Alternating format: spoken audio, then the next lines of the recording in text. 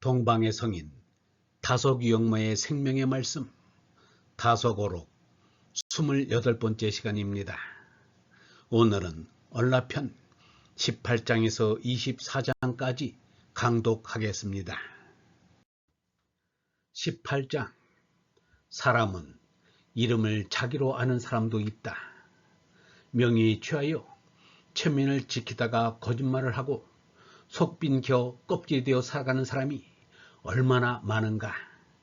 이름이란 남이 부르기 위하여 붙여놓은 것이며 내 이름 유영모도 이름에 무슨 가치가 있는 것이 아니다. 이름이란 마치 감옥에서 죄수에게 붙여준 죄수 번호와 같은 것이다. 이름을 가졌다는 것은 우리가 감옥 속에 갇힌 죄수라는 것뿐이다. 그러므로 이름이란 수치지 나와는 아무 상관이 없다. 이름 없는 얼라가 나의 본 바탕이다.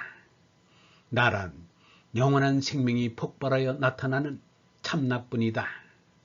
그런 의미에서 죄것 찾아 자각한 인생은 이름과는 아무 상관이 없다. 18장 6절 진리인 얼라에 무슨 이름이 붙을 리가 없다. 얼라는 하느님의 생명인 어리기 때문이다. 우리는 다른 사람을 만나면 이름 석자를 외우느라고 애쓰지만 영원한 입장에서 보면 어리석은 일이다. 세상에는 살아서 죄수의 번호인 이름에 잡혀서 사는 사람도 가엾지만 죽어서까지 이 번호를 영원히 간직하기 위하여 돌에 새겨두는 것은 한심한 일이다. 명함을 돌장으로 바꾸어 두지만 그것도 얼마 못 가서 부서진다. 영원한 것은 참나인 얼라뿐이다. 얼라는 영원자의 아들이다. 내 속에 그 얼라가 와 있다. 얼라가 드러나는 것이 독성이요 신성의 인격이다.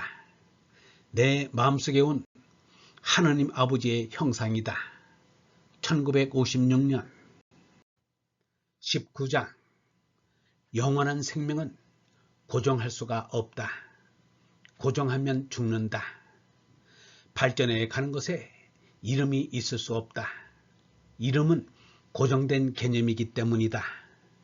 그러므로 참나는 이름이 있을 수 없다. 이름을 붙이면 그것은 나가 아니다. 벌써 다른 것으로 바뀐다. 큰어리신 하느님은 본래 이름이 없다. 하느님에게 이름을 붙일 수가 없다. 하느님에게 이름을 붙이면 이미 하느님이 아니요 우상이 되어버린다. 참나도 이름을 붙일 수 없다. 이름을 붙이면 벌써 참나는 아니요 허수아비가 된다. 이름을 좋아하는 사람은 허수아비를 좋아하는 도깨비 장난이다. 서로 이름이라는 가면을 쓰고 가면극을 벌리고 있는 것이 이 세상이다. 1956년 20장 제나의 마음은 제나가 내서는 안 되고 얼라가 다스려서 내어야 한다. 몸의 욕망에 끌려서 마음을 내면 견물생심의 탐욕이 된다. 몸의 욕망을 충족시키는 것은 죄악이다. 무슨 맛을 그리워하는 것은 못 쓴다. 무엇을 좀 갖겠다든지 좋은 소식을 좀 듣겠다고 하는 것은 실제 마음이 거기에 머뭇거리고 있다는 증거이다. 이런 생각은 하나의 우상이니 삼가야 한다. 희로애락에 호우적이는 제나를 초국해야 한다. 무의무지의 얼라만이 제나의 희로애락을 조화시킬 수 있다. 그것이 중행에서 말하는 중화의 길이다.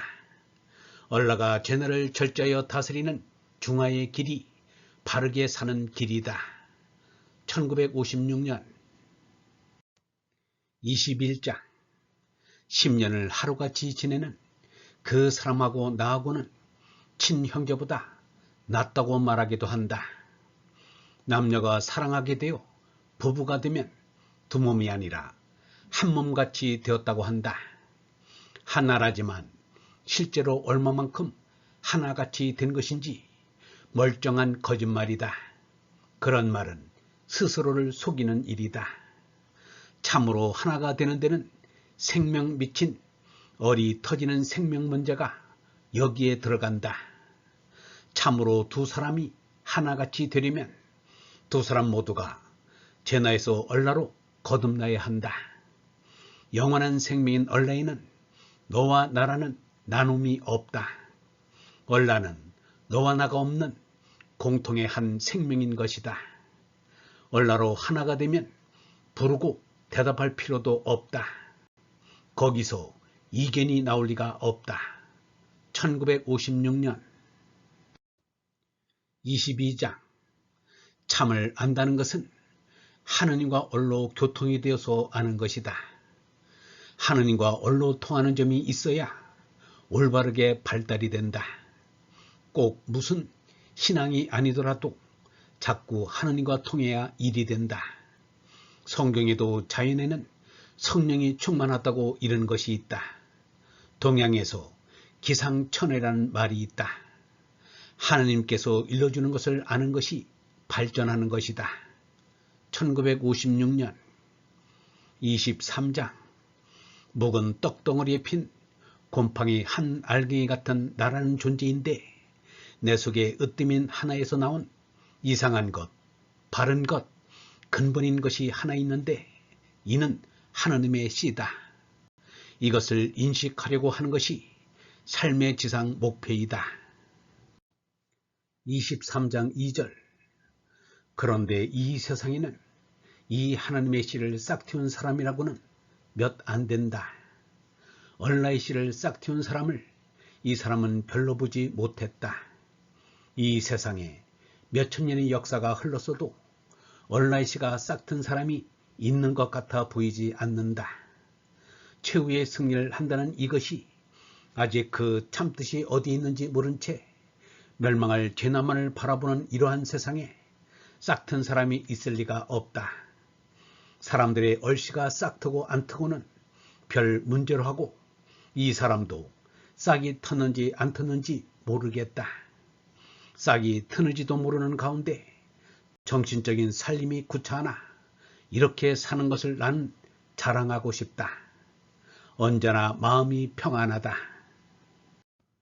23장 6절 옆에 사람들은 알 수 없겠지만 하느님의 씨가 마음속에서 싹이 트는 척만 해도 기쁘기 그지없는데 얼싹이 터서 자라난 사람은 얼마나 좋을 것인가.